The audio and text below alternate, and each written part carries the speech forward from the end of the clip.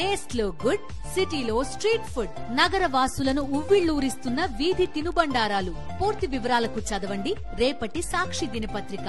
భారతీయ సినిమాకు విశిష్ట సేవలు అందించిన వారికి ఇచ్చే దాదాసాహెబ్ ఫాల్కే అవార్డు ప్రముఖ నటుడు మిథున్ చక్రవర్తిని వరించింది. ఈ మేరకు ఆయన అక్టోబర్ 8న ఈ పురస్కారాన్ని అందుకోబోతున్నారని కేంద్ర మంత్రి అశ్విని వైష్ణవ్ తన ఎక్స్ ఖాతాలో పోస్ట్ చేశారు. మిథున్ చక్రవర్తి 1976లో తన సినీ ప్రస్థానాన్ని ఆరంభించారు. ఓవైపు సినిమాల్లో నటిస్తూనే కొన్ని చిత్రాలకు నిర్మాతగా కూడా వ్యవహరించారు. ఇదే ఏడాది జనవరిలో మిథున్ పద్మభూషణ్ పురస్కారాన్ని కూడా అందుకున్నారు. 80-90 దశకాల్లో స్టార్ హీరోగా వెలుగొందిన మిథున్ చక్రవర్తి ముఖ్యంగా తన డాన్స్లకి చాలా ప్రసిద్ధి అని చెప్పొచ్చు.